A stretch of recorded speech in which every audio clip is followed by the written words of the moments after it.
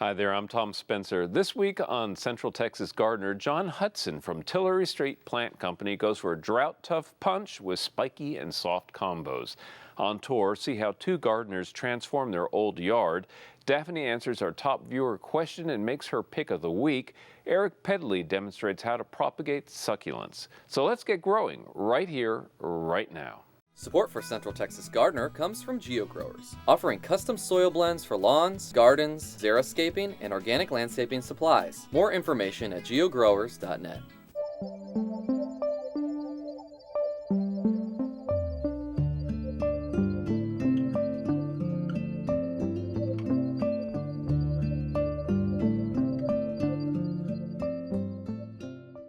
Our spiritual journeys and personal milestones influence our garden's makeup. On tour, here's a story about how they guided a yard's transformation. Inspired by Japanese design, native plants, and significant milestones in their lives, Lee Clippard and John Stott took a new view of the yard that came with their 1950s house. On their blog, The Grackle, they chronicled their hands-on work and revelations since they made East Austin home in 2006. The vision always was to have outdoor rooms where we could sit and be outside and enjoy it, because we both moved here from Wisconsin, and we were just so happy when we got down here and realized we could spend a lot more time outside and really take advantage of that by having these outdoor rooms. And when you have a small, older house and you entertain, it's nice to have the parties and visitors be able to use the space outside. It really kind of breaks through the wall, the traditional home yard boundaries. You'll often find them on the patio since they expanded the tiny version that came with the house. They kept the Celtic knot, but removed shrubs that cramped entertaining. I think one of the mistakes people make is making a space like this too big or too small. And this, for example, is 14 by 14. The posts, the distance between the posts, the whole gravel area of this patio is about 16 by 16. Knowing about dimensions of rooms, I think that is a very good distance for socializing. It's not too big, but it's big enough that you can get a lot of people around that area. But it's not too big that you're talking really far away from your guests or spread out too much. Now there's room to furnish it, including a vintage bench off Craigslist. This one is huge. It's 8 feet long, and actually it's great because I can take a nap on it. And it provides a lot more extra seating when we have people over and are sitting out here. We do movie nights. We put a screen up on the garage, so we'll all sit around here and have a movie projected onto the garage, and 10, 12 people watching the movie and make popcorn, and that's just a nice way to use the backyard on a summer night. Since lighting captivates the nighttime garden, they hung commercial lights that are hardier than their former Christmas string ones. We wanted to use those to create kind of a ceiling for this space and create walls. And so we recently installed these big 6x6 cedar posts, and then the lights are just strung in a square around them. And even in the daytime, the posts define the area and sort of make it feel a little bit enclosed, not too overwhelmingly enclosed, I don't think. But especially at night with the lights just in a big square around you, it just feels like a very defined space. One of their first projects was to break up the foundation between the house and garage for a connecting patio walkway of Luder stone.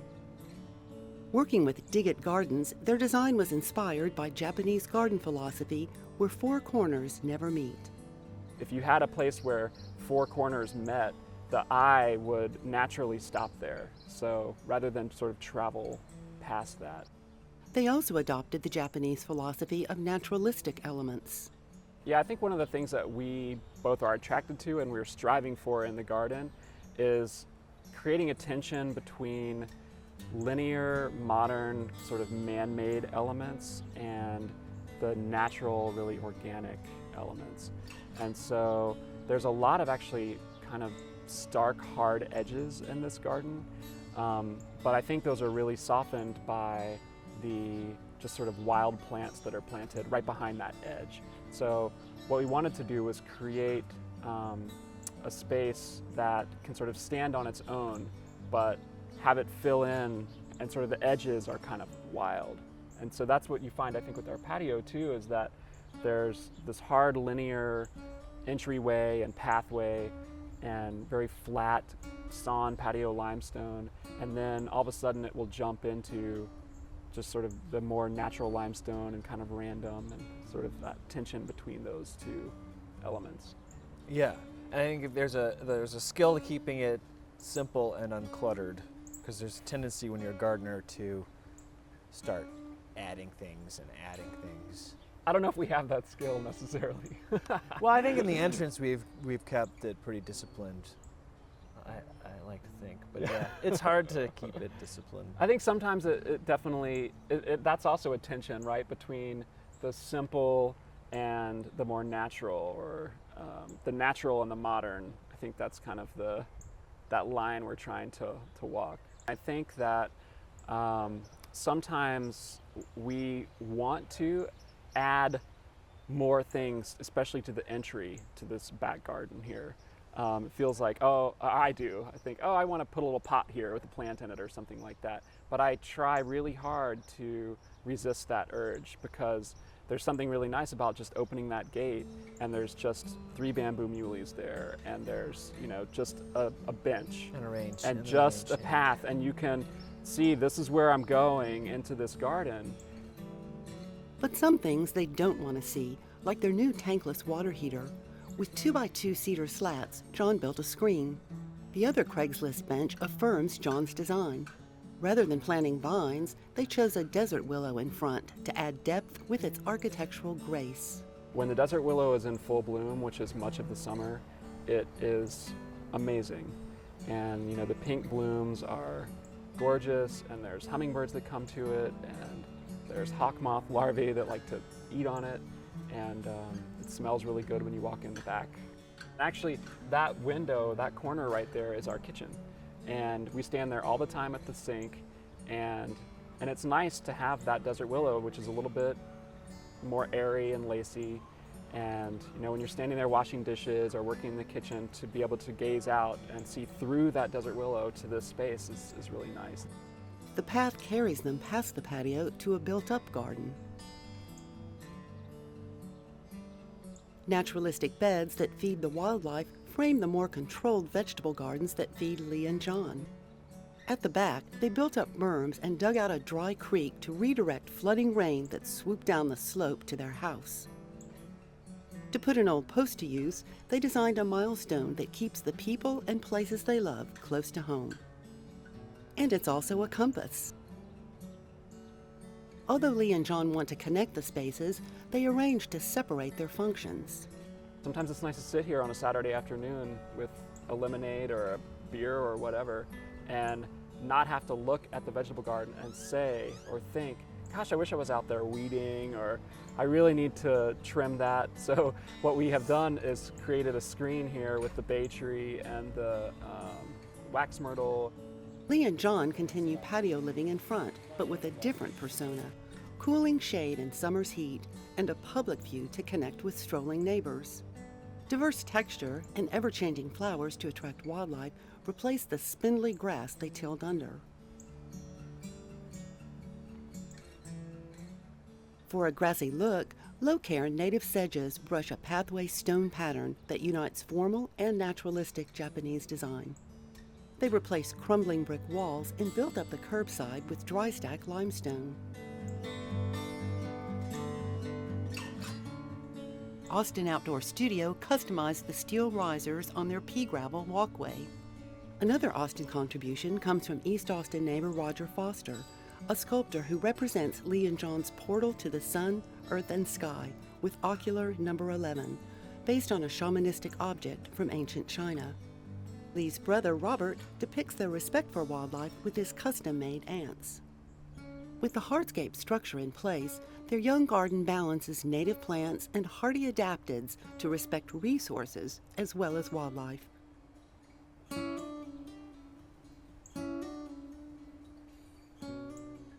They've also united the garden to the house, both outside and in. so that there was some connection between those two spaces. And basically to kind of break down the walls between the garden and the house so that when you're in the house, you feel like you're part of the garden. And we have lots of windows in the house, which is nice. So you can look out and just see the garden. It feels like a natural extension of the design within the house also. Yeah, I think people who go in the house and in the garden will say, oh, this is clearly their aesthetic. I think there's a match between the inside and outside. Thanks so much for sharing your garden with us. And now we're going to be turning our attention to a lot of plants that add structure to the garden, but not too much structure. There are a lot of nice soft alternatives for structural plants, and we're going to be learning a lot about some great ones for our region. I'm joined by Jon Hutson from the Tillery Street Plant Company, and it's great to have you on Central Texas Gardener. Welcome. Thanks, it's great to be back. I used to be your neighbor over on Tillery Street. I used to office down there and saw the beginnings of the Tillery Street Plant Company. Tell us real briefly a little bit about your endeavor. Well, we are endeavoring to be a full-service nursery on the east side. We kind of cater to a clientele, I think, that enjoys being in the garden. They seem to be a very smart clientele. We try to cater to our East Austin neighbors as well as people from the west side. We try to offer a very unique plant set. We share a space there with East Austin Succulents, so we feel like we have an awful lot of unique things to offer over there. Well, you've brought a wonderful selection of things to talk about, and our theme for this conversation is structure, but some of it's soft structure, right? Absolutely. I think you have to kind of bring in the different textures, the different colors. It adds an awful lot to the garden. It really changes it up. It draws the eye. It makes it much more unique to add a lot of texture. Well, we have a lot of cool plants I want to dive in because some of them we've never talked about. The first plant we have right now is the red bilbergia, and this is one I've gardened with in the past. It's a container plant, and I had it for years and years and years, but I think I left it out maybe in a really hard frost or something one time. But tell me a little bit about it. It's a great-looking plant. I really like this plant. It adds a really nice, deep purple color. It's got a very unique bloom to it. I think as a container plant, it works quite well. In very hard freezes, it does tend to die back in a container. In the ground, it tends to have a bit better insulation, so it tends to stick around a bit more. Well, it looks like the kind of plant that wants well-drained feet, not too much water. It absolutely does. I think it's characterized as a full sun plant. I don't think that's necessarily the case with our full sun. I think it's something that can move into a bit more shade and be a little bit happier, but I've had really good success with that plant. Yeah, note to other gardeners, full sun in Central Texas does not mean full sun in Minnesota. Exactly. Right. Well, the red bilbergia, great plant, one that looks stunning in a container, but also, as indicated, can survive in the ground. The next plant we have on the list is a new addition to the firecracker ferns, and this is a pale yellow that I absolutely love. Yeah, I really like this one too. I've always been a big fan of the red firecracker fern. It makes a great raised bed plant. It spills over very nicely. The yellow one, it's been somewhat hard to come by, but it is a new introduction. Looks absolutely striking. I really like it. Hummingbirds absolutely love this plant. Yeah, and the form of it as well. It's very graceful, flowing, nice counterpoint to the more structural plants. Absolutely. In a winter like we had last year, which was fairly mild, it goes right through without any trouble. In a really hard winter, it tends to die back, but comes back very reliably. Yeah, it comes back from the ground very aggressively. Full sun plant, but also will grow in, half sun, half shade. It will, like most plants, it will not mind if you could afford a little late afternoon shade, I guess is the way that works. So a great, tough plant. And right next to it, it's nice to see the counterpoint. We have, between the real structural plants and the soft flowing ones, we have the agave. And this is I think a real striking one, and one I think that's new to me. Looks like a miniature form of this variegated plant. It is. This is a agave Murphy. Murphy's agave variation Rodney. Right. It doesn't get terribly tall. It doesn't have the same sort of spilling structure of like a agave Americana, one of the variegated ones that tends to kind of fall over. This one stays very nice and upright. And can take quite a hard freeze. Yeah, I had the regular form of Murphy, the kind of the gray form, And it was a fantastic plant in my garden until it bloomed.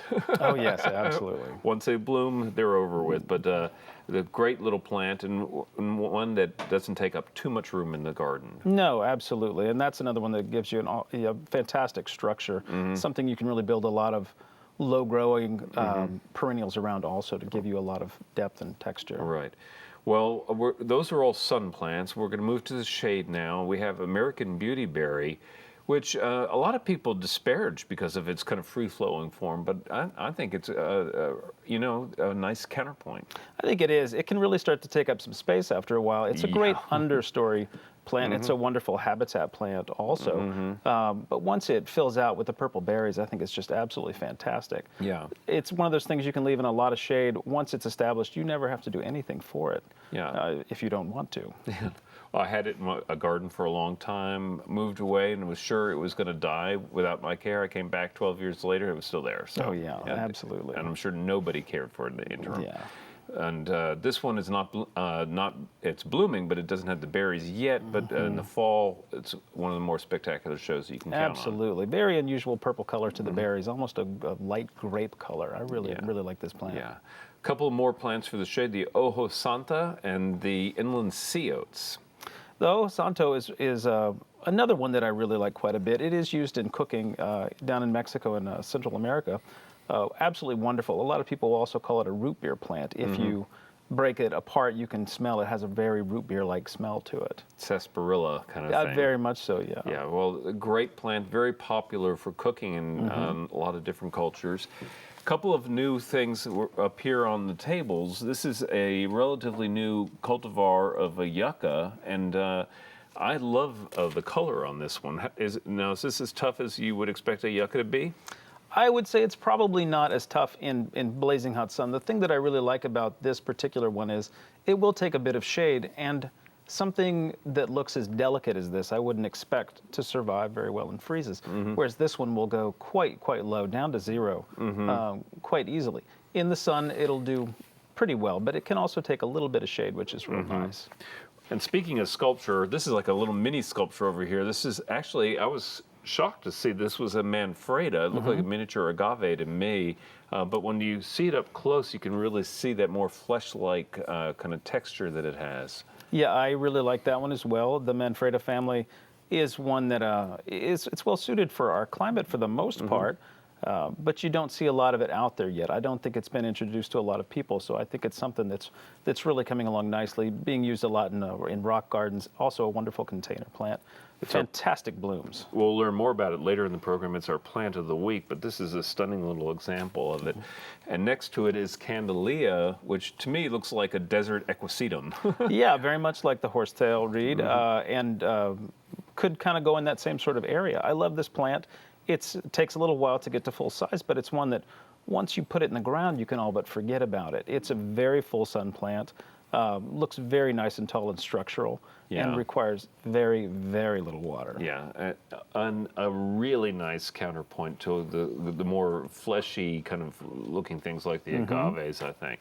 Now we also have a great group of silver plants. We're not going to be able to go into any great detail on any of these, but of course silver foliage is usually a tip-off. They like full sun and good drainage. One I want to call out is the Senecio, which is the plant that is closest to us. Tell me a little bit about that. It's a very nice, very drought-tolerant plant. It does quite well in what I would consider like cactus gardens, agave gardens, any type of a very dry type garden. Okay, well, I'm going to give that one a try. I really like the look of it, and can always use plants like that that can withstand our summer heat. Very easy. I like the sound of easy right now in this time of year. Well, again, Tillery Street Plant Company. The name says where you are. Tillery It sure Street does, right? In East Austin. 8th and Tillery. All right. Well, I hope people will pay you a visit. Thank you so much for coming over to Central Texas Gardener. Thanks for having me. All right. Thank you again. It's Jon Hutson, and coming up next is our friend Daphne. Hi, I'm Daphne Richards, and this is Augie, CTG's resident doggy horticulturist. Recently, we've heard from a lot of gardeners whose tomatoes have a mushy black or brown rot on the bottom. This is blossom end rot. Thanks to Russell Bauer for sending this picture. Blossom end rot is a common disorder in tomatoes, but may also be found in peppers and eggplant. It's caused by calcium deficiency in the fruit, but adding calcium to the soil won't solve the problem. As plant cells are developing, they require a lot of calcium, and tomato fruit develops quite rapidly, sometimes depleting the plant's available calcium supply. There are many reasons why your tomato fruit may develop faster than it can replenish its calcium, but usually the reason is irregular watering. Soil that is very wet when you irrigate, then very dry between waterings, leads to irregular water uptake and fruit that develops in fits and starts. Usually, blossom end rot is only a problem for the first harvest of the season. Then plant growth kind of evens out, and water use by the plant evens out a bit too. When growth and water uptake occur at a steady rate, the fruit develops in a more even manner as well, and cells in the fruit receive enough calcium to develop properly. Certain cultivars and varieties of tomatoes are more prone to blossom end rot, so you may want to choose different varieties next year if you have a large problem with a particular variety this year. If you continue to have issues, you might try using sulfur to acidify the soil a bit and using a fertilizer with nitrogen in the nitrate form, not the ammoniacal form. Calcium sprays to the plant don't remedy the situation much, since not much of the calcium applied to the leaves gets into the fruit where it's needed. Our pick of the week is Manfreda. There are many different species in the genus Manfreda. You may also find hybrid agave Manfreda crosses called mangaves. All are native to the southern U.S., Mexico, and Central America, and are great succulents for your garden. One species of Manfreda is known as Texas tuberose. As with most succulents, Manfredas require loose, airy soil with excellent drainage. Gardener Brent Henry has clay soil, so he mixes in decomposed granite to improve drainage. His Manfredas get partial sun with most of the sun in the afternoon, but shaded by a bur oak. He gives them practically no water, and all have survived hard freezes and tough droughts just fine. They bloom reliably every spring with a 4-foot bloom spike. Manfredas have a low-growing rosette habit and don't take up much space in the garden. With their long, sometimes curly leaves, they also look great in containers, especially when the container color plays off the spots on the leaves. To do this week, remember to deeply water your fruit trees, shade trees, and any new plants. But with new perennials or annuals, be careful not to overdo it. We'd love to hear from you. Please visit klru.org/ctg to send us your questions or plants from your garden. Thanks, Daphne. Now let's check in with Eric Pedley for Backyard Basics. Hi there, I'm Eric Pedley from East Austin Succulents, and today I'm going to be talking a little bit about propagation of succulents. I'm going to be talking about division and cuttings. Now, division is by far the easiest way to propagate your succulents. Here I have a variegated aloe vera that's a little confined in this pot, so I'm going to split it up, and it's very simple. I'm just gonna divide this, get rid of the dirt, try and keep as many of the roots as possible. I'm gonna set these guys aside and simply get this guy in a new pot with good, fresh, clean dirt that's well draining, and there we go, piece of cake. I'm gonna leave a little bit of space so that it can collect some water there. Here we have another plant, a little agave, that I'd like to divide. Now, after I divide these, I want to let them dry out for a few days. And you can do the same thing in your yard. When you split up the big agaves at your house, you can let those just lay on the ground for a few days and then plant them. You just created a real large wound, and that plant can rot if it sucks up too much bacteria or water. So you want to let agaves dry out a little bit. Here we have a plant that I don't want to divide yet. This is a very nice plant, and it's so variegated that there's not very much chlorophyll in each of those little babies. So I want to wait until those are at least 1/3 the size of the mother plant, and then I can go ahead and divide those so that they have a better chance. Another great method of propagating is by cuttings. And here you can see a plant that I cut a little while ago, and it's branched several times. So that's a great way to make several more plants, and I can give those away to my neighbors so that they don't hate me for playing loud music all the time, or I can just make more plants for myself. I'm just gonna make a nice cut so that I have at least an inch or so where this can set out some new roots. Now, this is kind of a treasure of a plant, so what I'm going to do with this is just stick it in perlite for a little while. I'm just going to let that dry out for a couple days. I could just set it on its side, but I might get the plant to be a little bit misshapen if it sits for too long. So perlite is a great way to leave your plant sterile and have your cuttings have good success rate. Now, a plant that I don't really need to have too much callus time is an ice plant. I can just cut these very easily and stick them. Just cut them and stick them. Same with sedum. I'm never worried about these rotting on me, so I'll just cut these and stick these all around the yard. And you want to keep your cuttings moist. Just like kids, they can't drink as much as adults, so you just want to keep your cuttings moist every once in a while and not water thoroughly like your adult plants. Now here's an arrangement that is so old and overgrown. What I want to do is just cut this guy up, and I can make him clean and nice again like this arrangement I have here. Here's another great kalanchoe that I've cut several times, and now it's branched and bushy, and I've taken all those cuttings, and after a while those cuttings will set out nice roots and be a great plant that will go on forever. With Backyard Basics, I'm Eric Pedley. Check out klru.org/CTG for a whole lot more. Next week, meet some wicked bugs with author Amy Stewart. Until then, I'll see you in the garden. To learn about today's program, watch online and follow CTG's blog. Check out klru.org/CTG.